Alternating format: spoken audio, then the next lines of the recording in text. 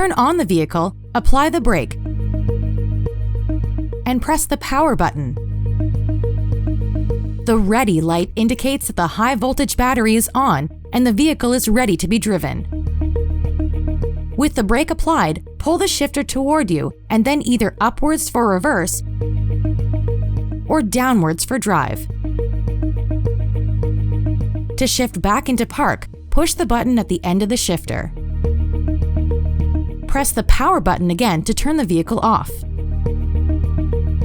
Vehicle accessories can be used for up to 10 minutes or until the driver's door is opened.